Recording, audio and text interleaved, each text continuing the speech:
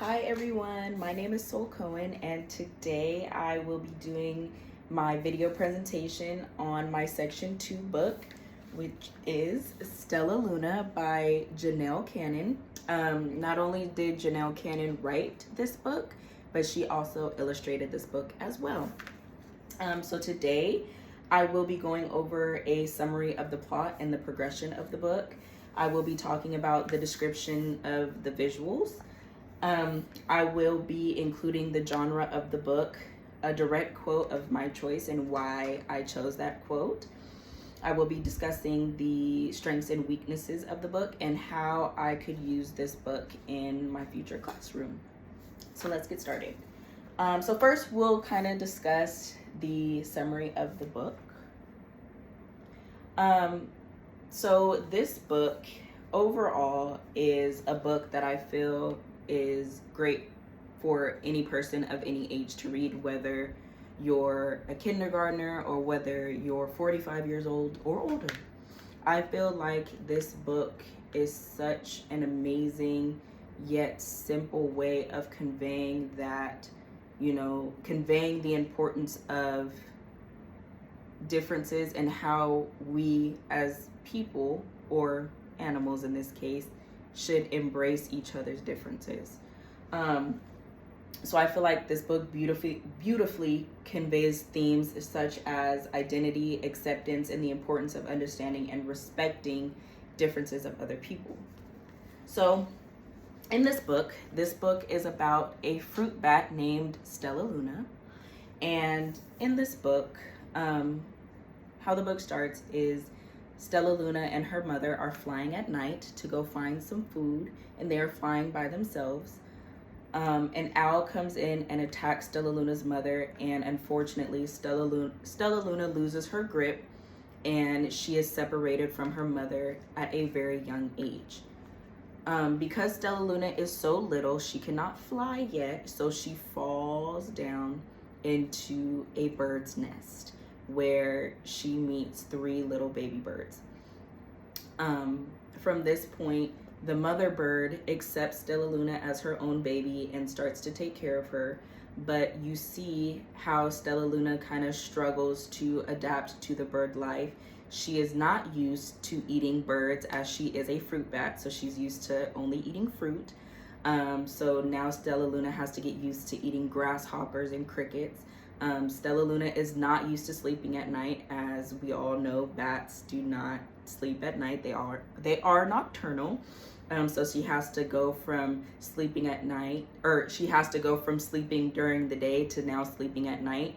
And most importantly, she has to learn to not hang upside down when she sleeps. She has to sleep in the nest with the birds. So we kind of see how she gradually starts to become a good bird, if you will, even though she is a fruit bat.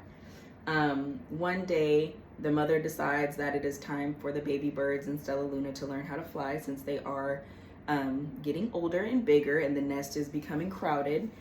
So she sends them off to practice flying, and it starts to become late in the day and the birds decide that it's getting too dark and they can't see. Well, Stellaluna keeps right on flying because she's a bat and she can see at night. Well, it gets to the point where Stellaluna gets separated from her bird siblings, and she's left no other choice but to stay out at night by herself, and she falls asleep. Well, in the midst of her slumber, she notices, or a bat colony comes and approaches her. Mind you, she's never seen anybody else who looks like her aside from her mother, and she was really young when she got separated from her mother. So the bat colony approaches her and they ask her, why are you sleeping right side up? You're supposed to be hanging upside down. You're a bat.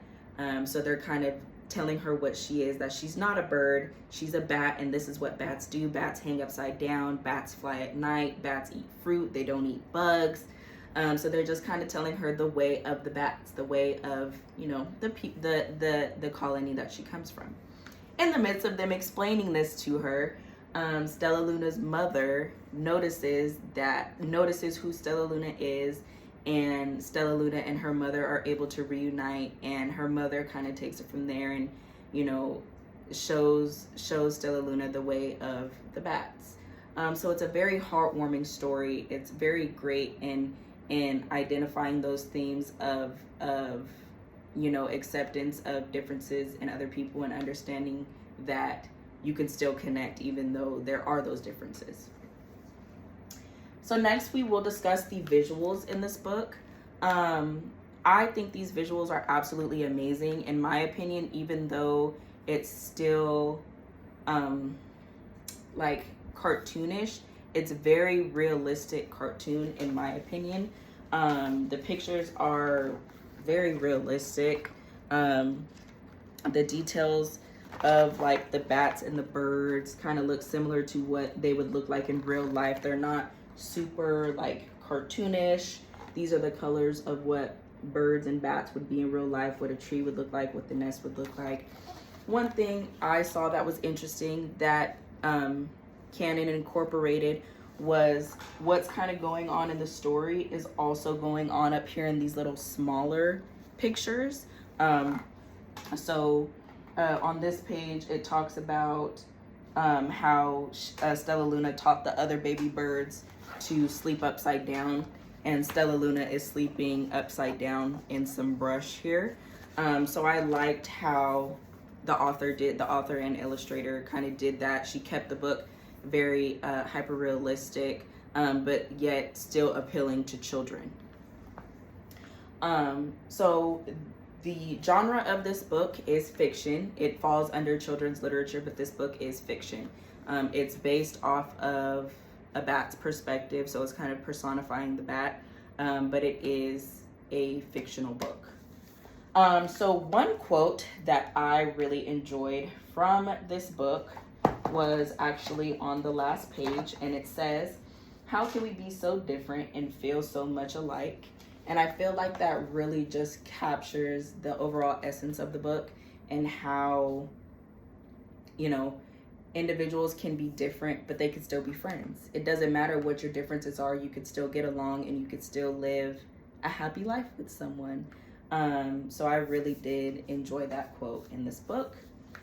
Some strengths in this book. First of all, once again, I believe that this is a great story for people of all ages, all genders, ages, cultural backgrounds. It doesn't matter. I feel like this is a great book to introduce to children about accepting each other's differences and being comfortable in that.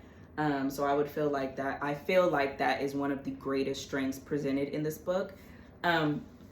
One weakness, or not even necessarily weakness, but one thing I would have liked to see more of is the like inner monologue of Stellaluna. I would have liked to see more of her thoughts and how she was feeling. But other than that, I feel like this book was beautifully written, and yeah, Janelle Cannon did absolutely amazing.